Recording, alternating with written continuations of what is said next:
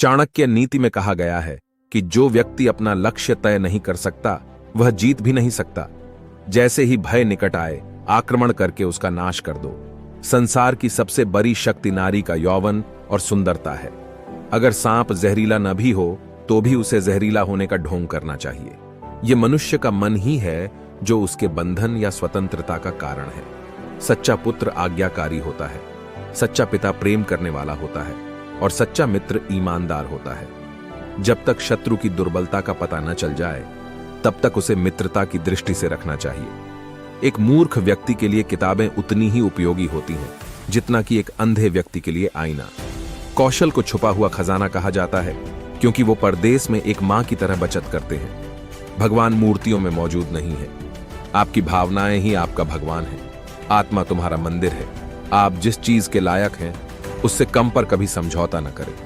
यह अभिमान नहीं, स्वाभिमान है।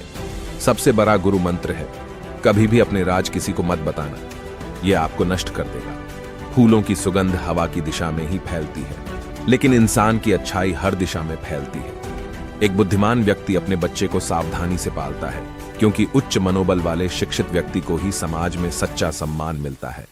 कभी भी ऐसे लोगों से दोस्ती न करें जो हैसियत में आपसे ऊपर या नीचे हो। ऐसी दोस्ती आपको कभी खुशी नहीं देगी। नदियों, शस्त्र धारण करने वाले पुरुषों, पंजों या सींग वाले जानवरों, स्त्रियों और राज परिवार के सदस्यों पर भरोसा न करें। नदी के किनारे के पैर, दूसरे आदमी के घर में एक महिला और बिना सलाहकार के राजा निस्संदेह तेजी से विनाश के लिए जाते हैं। जिस व्यक्ति का आचरण दुराचारी हो, जिसकी दृष्टि अशुद्ध हो और जो कुटिलता के लिए प्रसिद्ध हो, उससे जो मित्रता करता है वह शीघ्र ही नष्ट हो जाता है। जो कुछ भी करने के बारे में आपने सोचा है उसे कभी प्रकट न करें, लेकिन बुद्धिमान परिषद द्वारा इसे गुप्त रखें और इसे क्रियान्वित करने के लिए दृढ़ संकल्पित रहें। सच्चा मित्र वही है जो आवश्यकता, दुर्भाग्य, अकाल या युद्ध के समय राजा के दरबार में या श्मशान में हमारा साथ न छोड़े। ऐसे देश में निवास न करें जहां आपका सम्मान न हो। आप अपनी आजीविका नहीं कमा सकते, कोई मित्र नहीं है या ज्ञान प्राप्त नहीं कर सकते। बुद्धिमान व्यक्ति को सारस की भांति अपनी इंद्रियों को वश में करना चाहिए और अपने स्थान, समय और योग्यता को जानकर अपने उद्देश्य को पूरा करना चाहिए। पैसा आता है और चला जाता है, इसलिए युवा है।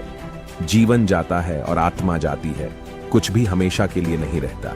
केवल एक चीज जो दृढ़ रहती है वह है आपका विश्वास। किसी व्यक्ति का भविष्य उसकी वर्तमान परिस्थितियों के आधार पर मत आंकिए, क्योंकि समय में इतनी ताकत है कि वह काले कोयले को चमकदार हीरे में बदल दे।